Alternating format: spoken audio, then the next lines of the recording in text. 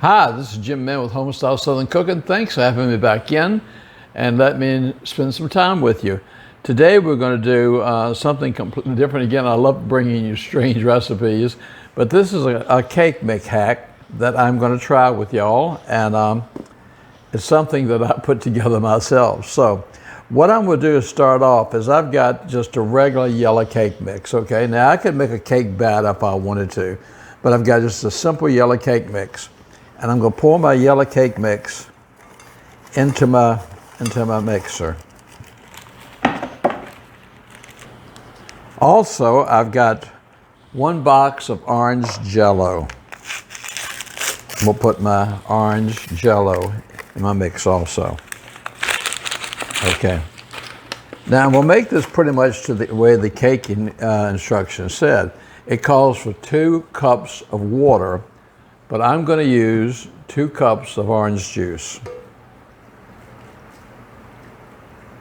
It calls for a half a cup of oil, which I'm going to put a half a cup of oil in here. And it calls for 3 eggs. So I'm going to put, these are my farm fresh eggs. Just got these this morning from our little farm, matter of fact, so these are fresh eggs. 2.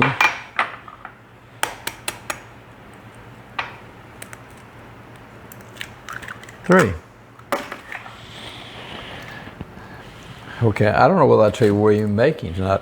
We're going to make a Mandarin upside down cake. Not a pineapple upside down cake, but a Mandarin orange upside down cake. So that's why I'm putting the orange juice in here and doing the things I'm doing. So I'll put my paddle blade on, I hope. Okay, put this down in here, and I'm going to turn this on low to get it started.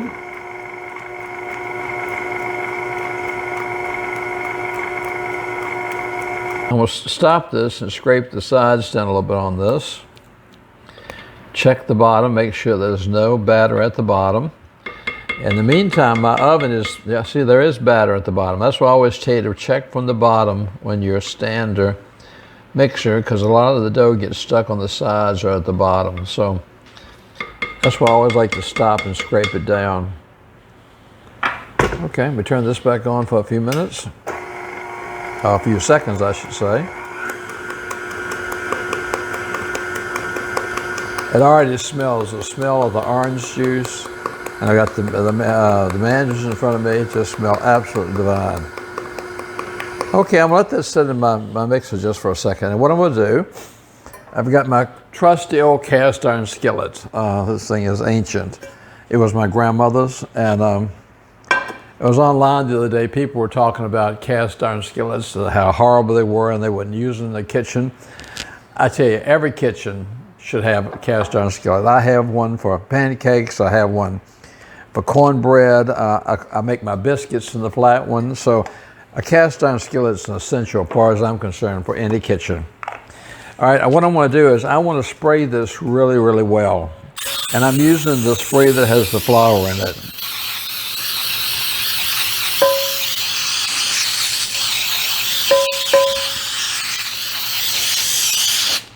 Okay, got that sprayed really well. Now what I'm going to do is I'm going to take my little mandarins and I'm going to cut them in half.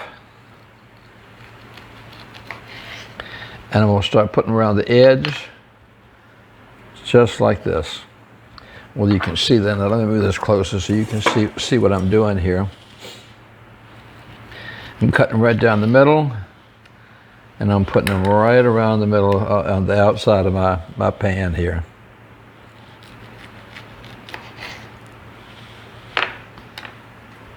I think I told you before that one of my favorite cakes is my pineapple upside down cake, and my birthday is Christmas, and so, or Christmas Eve, so my mother every year made me a pineapple upside down cake, and that was my Christmas cake. I know that sounds like a strange Christmas cake, but as a young boy, that was my favorite, and she always made sure during the busy holidays that I always had a pineapple upside down cake for my birthday cake. So to this day, it's one of my favorite cakes. So this is going to be interesting to see how this one turns out. So, okay, and I've got some left over, which I'm really thankful for because I love these. And this will be my snack for later on this afternoon. Okay, I've got those in here in my pan. What I also did earlier is I took some maraschino cherries. I drained them, wiped them off, and I thought, you know what? I'm just going to sort of drop them in between the little places here in the cake.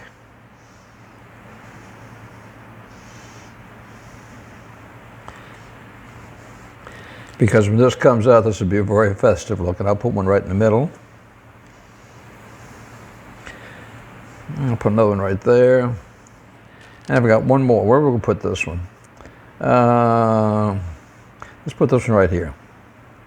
Okay. So I've got those spread in there with my maraschino cherries.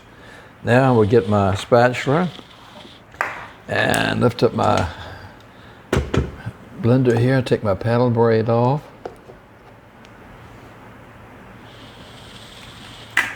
And then I'm going to scrape this down one more time. And then I'm just going to pour this all over top.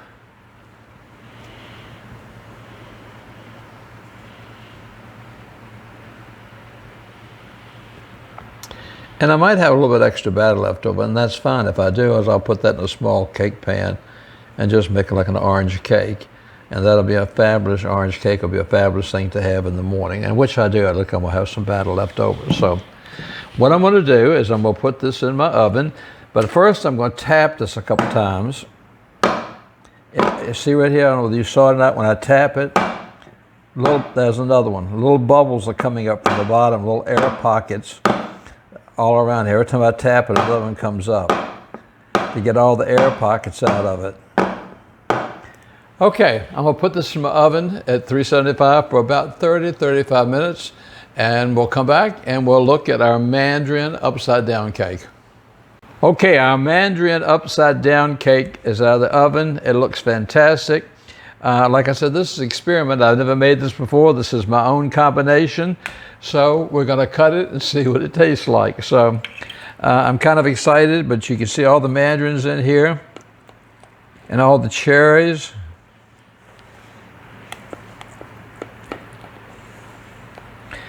And I'm making sure I'm cutting so I get a piece where the mandarin is. Wow, look at that. That is absolutely really pretty. Of course, I left the little end in there. But we'll take him out and put him right back here. And there it is. A brand new recipe. A Mandarin upside down cake with a regular cake mix and JELLO. Okay, I guess this is the real test, and we'll see.